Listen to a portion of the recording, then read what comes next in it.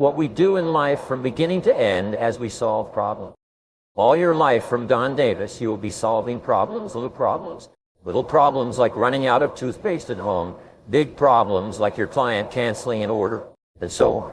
And the better you get at it, so it becomes almost like an automatic response, gets to the point where people start to come to you and they say, look, I've got this problem, and you just seem to solve problems so well. What can we do? And I teach these all the time, so people, instead of responding to a problem with anger or disappointment, I said, wait a minute, whatever it is, I can solve it. I just have to find a way to solve it. And it never enters their mind that they can do it. Sometimes you will have solutions that don't work at all and that are very expensive or maybe even fatal. And those things you can't do much about. But basically, most things you can't do much about. But basically, most things you can solve. One of the things I say is nothing will make you madder than to see somebody who's dumber than you, who's doing better than you, and you say, how can this idiot be doing so well? It's like I went to the best salespeople and I said, how come you're so successful? And they told me what they were doing, and I did it, and I made more sales. So one of the greatest success principles that you'll ever find is learn from the experts, learn from the people who are already demonstrating the results that you want to get, and you can save yourself years of hard work by simply learning from people who've already learned it by themselves. The greater clarity you have with regard to what you're trying to accomplish, the faster you'll achieve it. In fact, people with clearly written goals and plans with priorities accomplish 10 times as much in life as people without. Be clear about your 3 most important tasks and help everybody else be clear about their 3 most important tasks. So you get everybody always working on the 3 most important things they can do, and you hire other people who can do the tasks at a lower rate than your best people. That's the job of a leader. Decide upon your goals and your most important goal, and then every day, begin your day with a list. Then what you do is you look at your list and you say, if I could only do one thing on this list, what one activity, what one task would I want to be sure to complete before I left town for a month? All right. And that becomes your most important task of the day. It's your biggest task. It's the one you're most likely to procrastinate on. It's also the one that will have the greatest positive impact on your career if you do it now. So if you have 2 really important tasks, do the most important one. And the second corollary is discipline yourself to work single-mindedly at that task, no matter what happens. Keep on that task because you've now decided that everything else is a relative waste of time, except this task.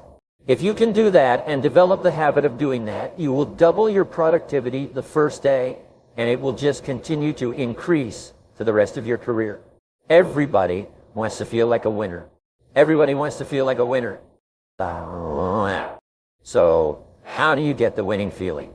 Simple answer, you win. Well, you cross the finish line first. It's so important. They set up finish lines for themselves that they can cross. And so if you complete a task of any value, it's like winning a little bit and you feel like a winner. And your self-esteem goes up and your self-confidence goes up and you feel happier and more personable. When you set up a task and you complete it, you feel like a winner. Now, if you have a list of tasks to do and you choose to do your most important task and you complete it, you get a rush. You almost laugh out loud. You're happy, your heart rate goes up, you smile. Sometimes you will stay and work late at night to complete a task and you get it done at 2 or 3 in the morning. And even though you should be exhausted, you're happy. They recreate this feeling over and over until it becomes a positive addiction. And positive addictions are fed by setting and completing important tasks. Tasks that have an important role in your life. You're happy all the time and you are respected and esteemed by the people around you and you feel proud. You have a positive self-image and people like you. You earn more money.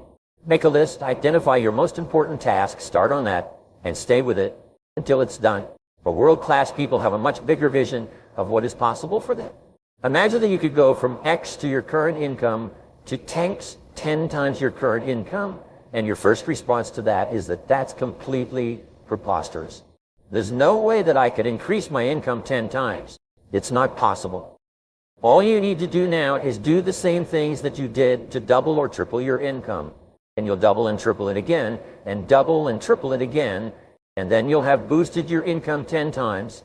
And there are people all over the world who are earning 10 times as much as you, and they're no better and no smarter than you are. Most of us begin to develop narrow thinking around our current income, and then we adjust our lives. We force our whole world to fit into our current income, whereas top people create a vision. So when you start thinking, well, if your business was world class, if you were world class, how would you be different from today?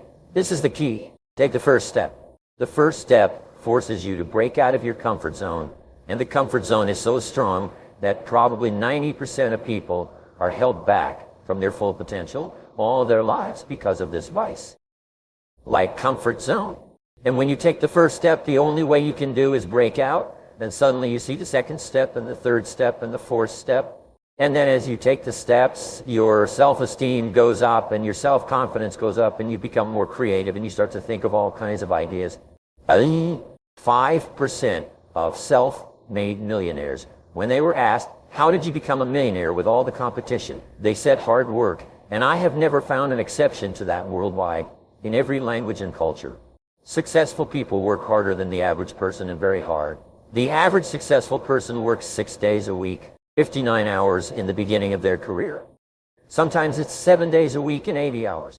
The average is 59 hours, 6 days a week. Everybody wants to be successful and nobody's better than you and nobody's smarter than you.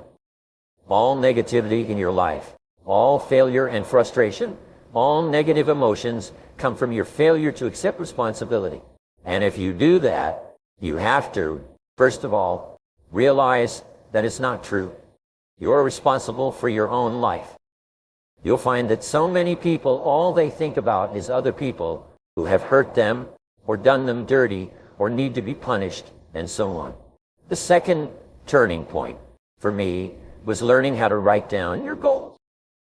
If you want to increase your income by 10 times, write down your goals and make a plan to achieve the goals and then work on the plan every day. And then number 3 is dedicate your whole life to continuous learning. Number 1 is every billionaire has worked very, very hard. And you just think of the ones that are the most famous, whether it's Bill Gates or Warren Buffett or Richard Branson. Richard Branson, all these people, they're starting off with nothing, and what they say is that they study an average of 60 to 120 minutes a day. Warren Buffett reads 500 pages a day. Then make a plan to achieve it. Why aren't you already earning twice as much? And pretty soon, if you ask the question, the answer will pop up.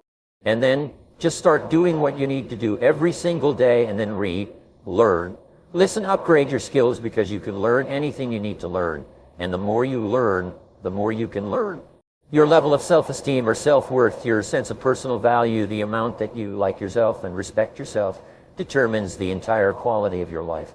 All the positive things that you do raise your self-esteem, improve your self-image, improve the quality of your relationships with other people, and enable you to have a wonderful life. Here are 7 rules you can apply to achieving anything you desire.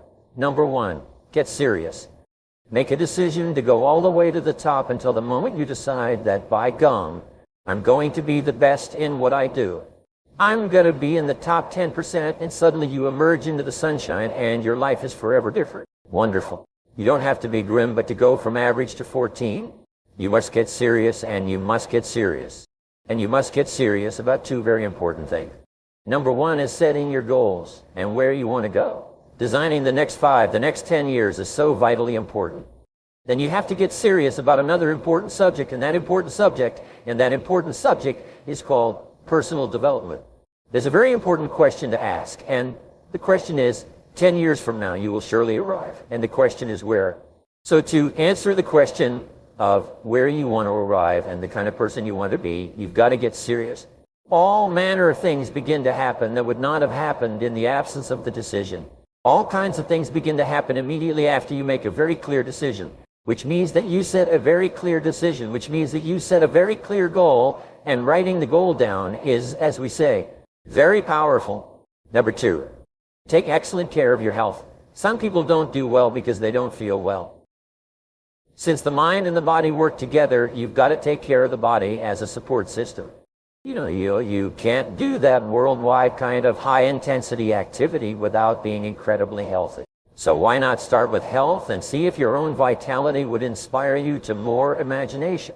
You can't believe your imagination and your faith and your ability to say, hey, I'll go to work and produce the muscle to do the deal. Why? I'm healthy. I'm vigorous. I'm vital. I'm not out of breath. But if you've got the vitality and the strength and you've got the health telling you, ideas seem to love to be invested in healthy people that have got the ability and the ambition to pull it off. So have a talk with yourself and say, this is the last time I'm going to be out of breath.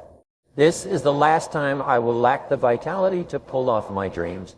Here's good advice.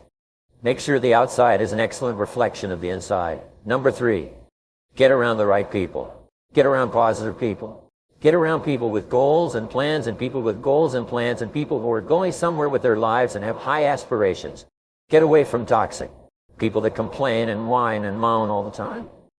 See, ladies and gentlemen, it takes a lot of energy to reach your goal. It takes a lot of emotional, mental, and spiritual energy to reach your goal.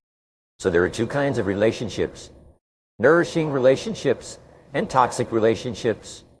Nourishing relationships are the relationships that inspire you, they motivate you, they bring the best out of you.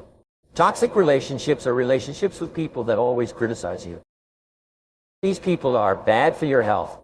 One negative integrator energy drainer can spoil your whole life. So you've got to look at the people in your life and find out what kind of person you're becoming because of that relationship. You run around with losers, you will end up losing. Number 4, find out what's holding you back. The only thing that restricts what you do, have, is your own thinking.